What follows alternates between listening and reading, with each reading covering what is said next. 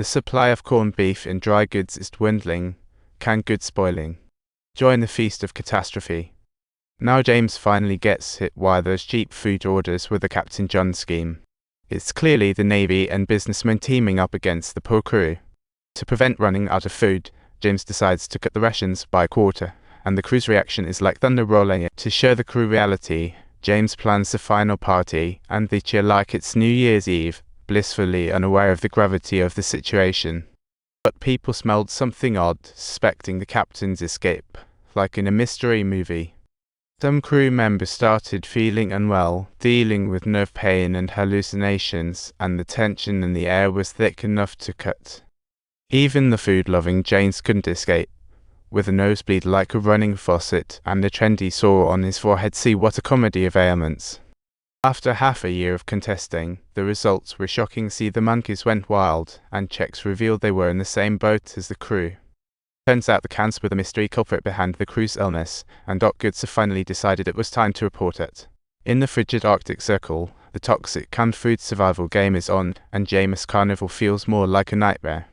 These guys, trapped for 2 years, kicked off their final blowout. Seems like they're celebrating the last act of the survival show. The shortage of food on board seemed like a non-issue, as they planned to celebrate their rise to superhero status. Amid the festive cheer, an eerie vibe drifted among the crew, while the indigenous woman nearby was preparing a feast for the sailors.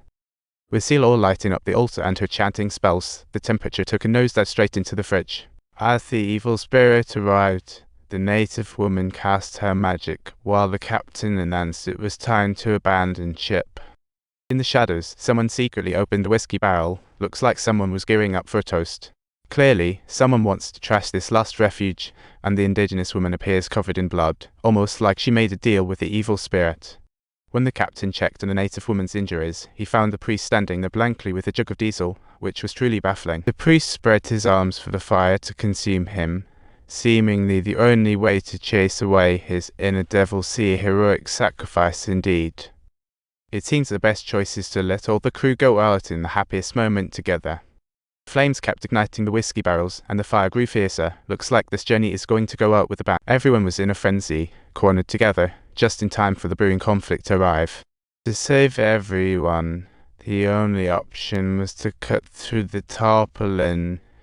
Yet with this single cut, everyone's fate would be determined randomly. The chance of survival or death hung in the balance, merely one cut apart. The fire burned into sunrise, turning the winter gathering into a fiery party. Hope seemed as distant as ever. Finally, Captain Frank called it quits, setting off on foot to find a way home. See what a rough journey ahead. On this 80-kilometer trek, she had to let the crew take light equipment. As they walked, they'd naturally discard the unnecessary stuff. The biggest worry remained the lack of news ahead. Rumors started flying. Tales of evil spirits eating people emerged, and Hickey speculated they might have been attacked by alien. Conspiracy brewed beneath the surface. Captain Fran left winter supplies for the remaining crew. If lucky, they'll be first to break the September ice. See, a hilarious twist of fate. The royal family would surely reward them handsomely. See, but the remaining crew knew it was nothing but a placebo. As soldiers, following orders is their natural duty, so Captain Fran penned her final log. She led the remaining crew off this trapped ship, but after just 19 kilometers, they faced a nightmare. Dozens of frozen bodies appeared before them. Shocking horror, it was the exploration team sent by Crozer. Just 19 kilometers from the ship, they were brutally slain by the evil spirit. Unbelievable. To avoid panic, Crozer ordered the crew to keep it a secret, and they continued the journey. However, the heavy supplies slowed their march, and Crozer had to step in as a pack mule. With each step, towering icebergs loomed ahead. See, a stunning spectacle of ice. Once they crested the hill, they finally glimpsed land. See, the thick ice seemed ready to thaw. At that moment, a crew member requested more patrollers. Everyone needed a gun. See, a hilarious twist in the party. Hearing that name, Crozer jumped, rejecting the idea like he heard the alarm for an uprising.